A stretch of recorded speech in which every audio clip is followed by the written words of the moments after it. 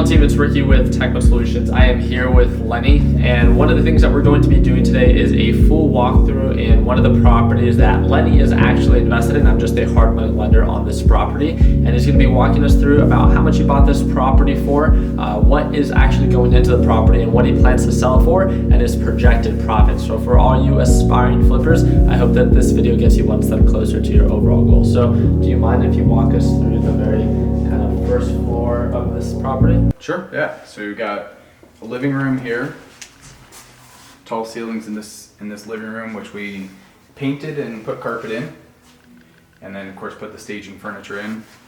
Behind you here is an office, or people could use it for an office or whatever, but same thing, carpet and paint in this room as well. Sweet. So when it comes down to the first floor, what upgrades have been done to it? So the first floor was carpet, paint, and painting all the cabinets and changing all the door hardware. Okay. The floor, if I'm not mistaken, the tile was just left the same, right? And like we saw outside, right now the house is almost kind of like this tannish, almost yellowish color. Yep. And one of the things that you're working on is actually painting it all white, right? Correct. Yep. Okay. White with a dark brown front door and gates and stuff. That's the community colors that were approved, because one of the things in an HOA, there's usually approved colors or not approved colors. So I went to the HOA and I actually got the approved colors for the association, and I picked a color that I liked from that palette that they had that was already approved, so I didn't have to go through the full entire approval process. Yeah. Okay. Sweet. And if I'm not mistaken, we got the first kind of like downstairs half bathroom. Believe you kept the kind of wooden type of. Now that wood was actually here, so we just kept it here as kind of a little accent. Yeah. So we just left it here. So it kind of adds a little bit to it. Sweet. And then kind of a little formal dining room. Yeah. Yep. And of course, kitchen and family room. Like I said, we painted all these cabinets, and we put up the tile backsplash in here to kind of make it brighter and a little bit more modern. And we've got handles that are coming for all the cabinets as well, which will make it feel a little bit more modern on top of that too. And one of the things that, obviously the house is staged as of right now. One of the things that I think a lot of people would like to understand is that this house, was bought through an auction, if I'm not mistaken, right? Yeah, so it was bought through it was a foreclosure, so it was bought at the county. So at the county courthouse, they auction 5 days a week there, every day. So this was the property that was there. So it was actually foreclosed on and then sold at public auction. So anybody can go down to the auction and buy the properties there every day. Okay, Yep. Sweet. So you said you did the upgrades on the backsplash. Very minimal upgrades in the kitchen, right? In comparison to something of this caliber, this is a pretty big kitchen, so not too much money. Yeah, so we didn't get crazy with it. The cabinets were in good shape, so we left them. The old owners had actually painted them with just like a do-it-yourself kind of paintbrush. Yeah.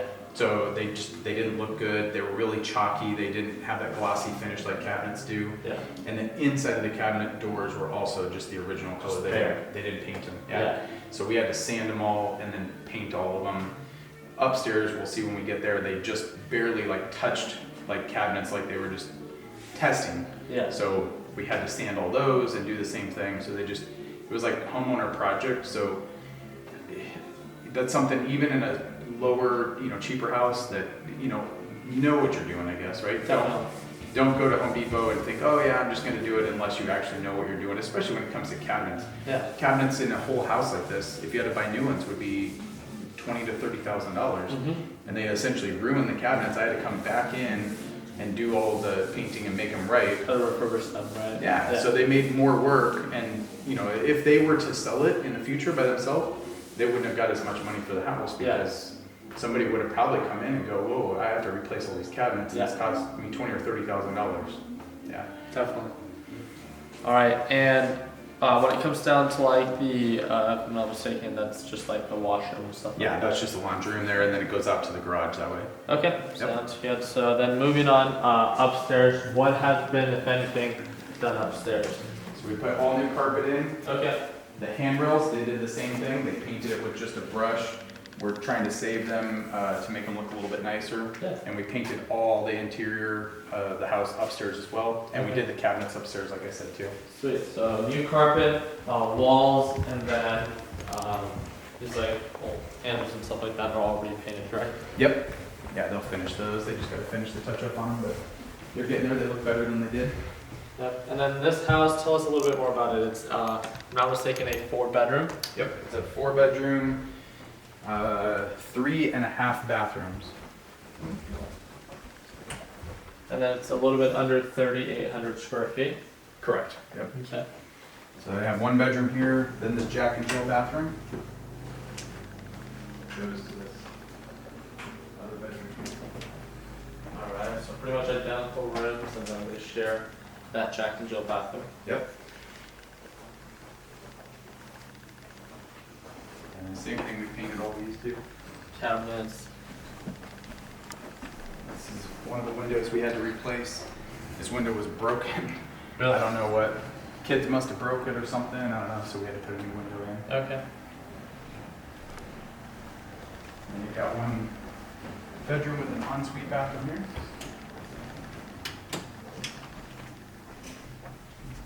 Sweet. Okay.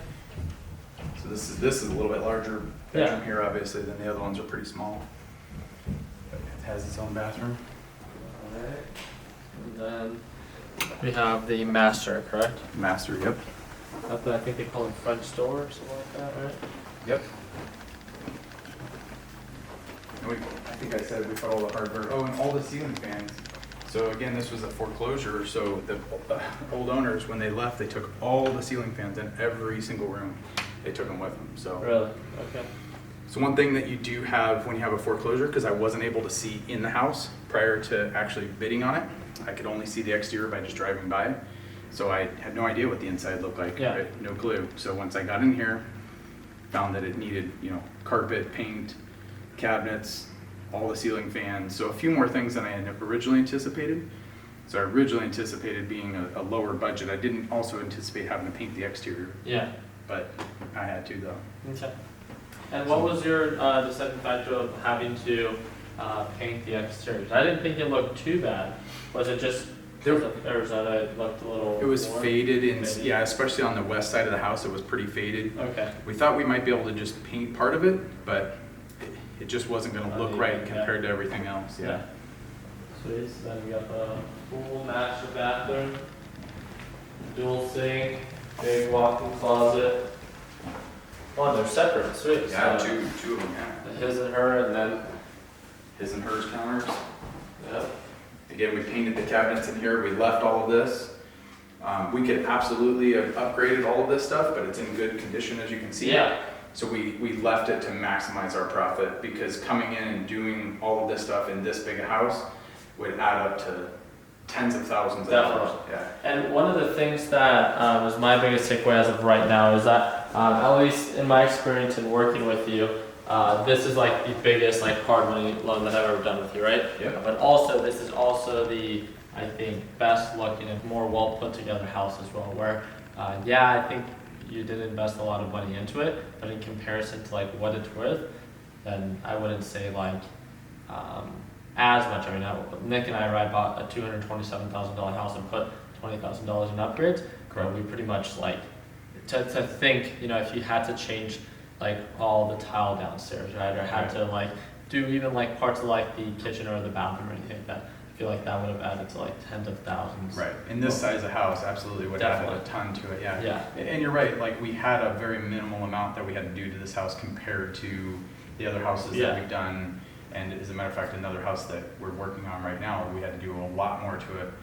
A lower price point, but this one was definitely a lot less that we had to do here. Yeah, but just because of the size. Yeah, and we had a pretty good spread on this one to start with. Definitely. So we spent a little bit more than what we originally anticipated, but it was only because we didn't know the inside condition. Mm-hmm. We assumed based on looking at the exterior and knowing the neighborhood, but it's really not that bad. My original, I think, was around $15,000.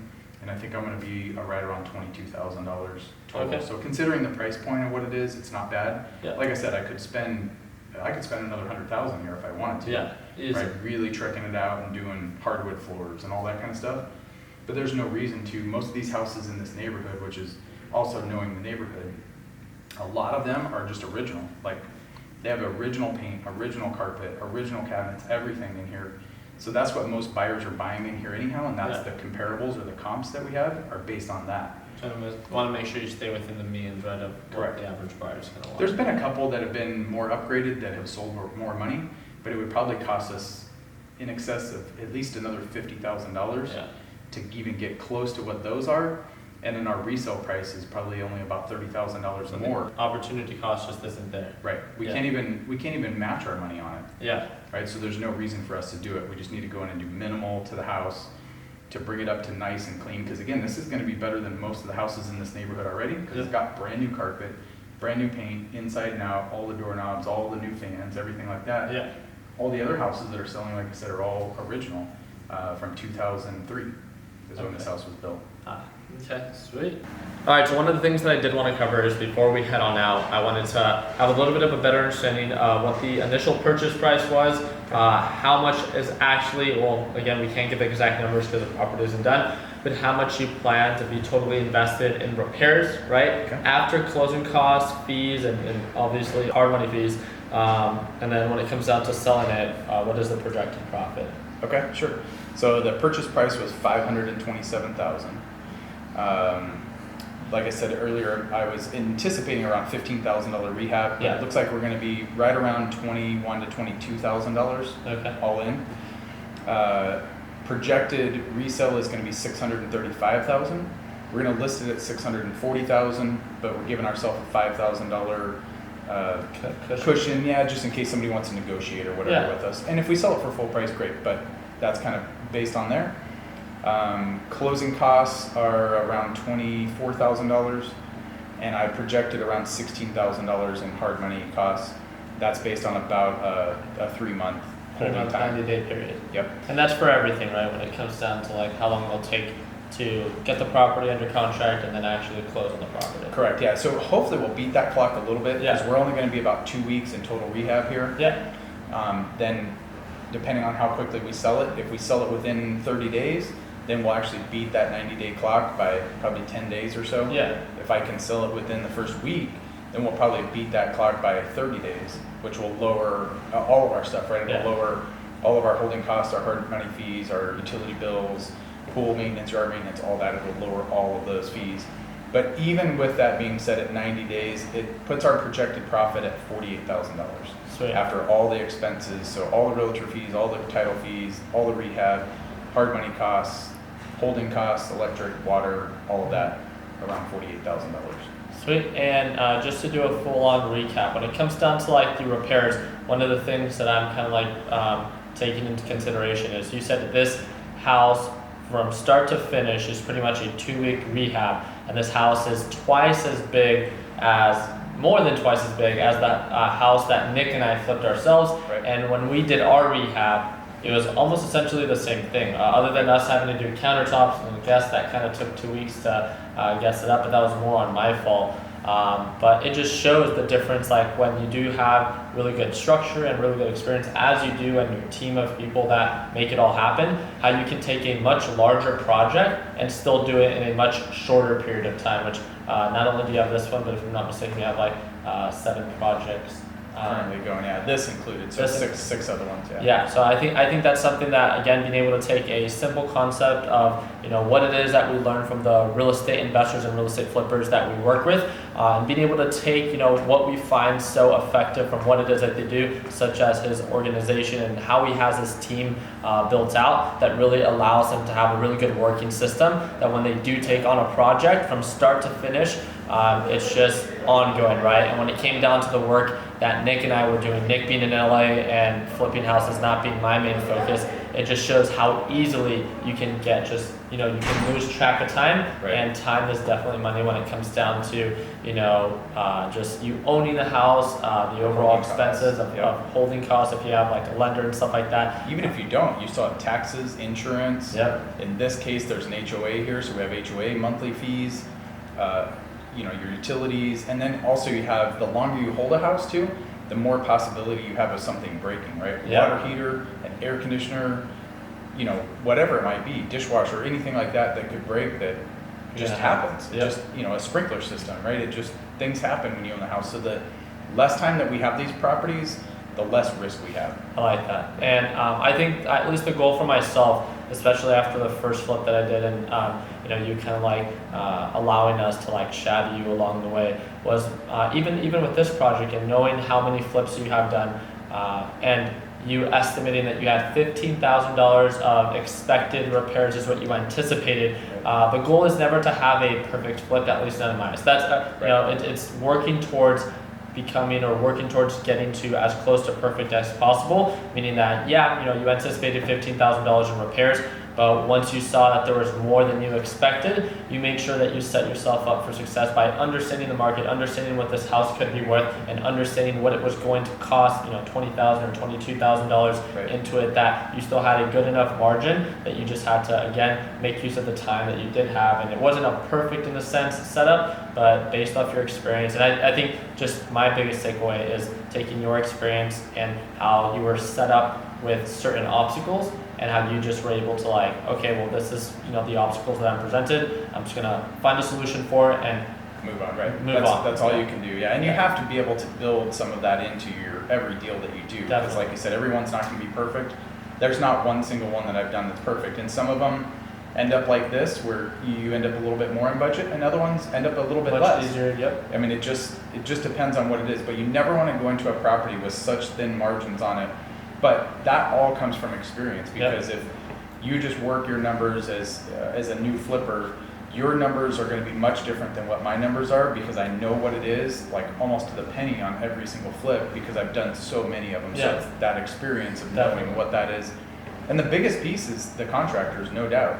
I mean, somebody else could have gone into this house and spent $40,000 doing exactly what I did, and taken 3 months to do it, where I did it in $22,000 in 2 weeks. Yeah. So it's, again, like you said, it's that relationship with those contractors. And once you get that built, then the flips become much easier. That's definitely one of the hardest pieces of it. Sweet, I like that. Well, guys, thank you guys again so much for watching. If you guys would like to stay connected, you guys are more than welcome to join our free investing group. That's going to be that first link down below. Feel free to share any of your thoughts down in the comment section. I hope that we earned your thumbs up, and like always, let's make sure that we end the year on a green note. Take it easy, team.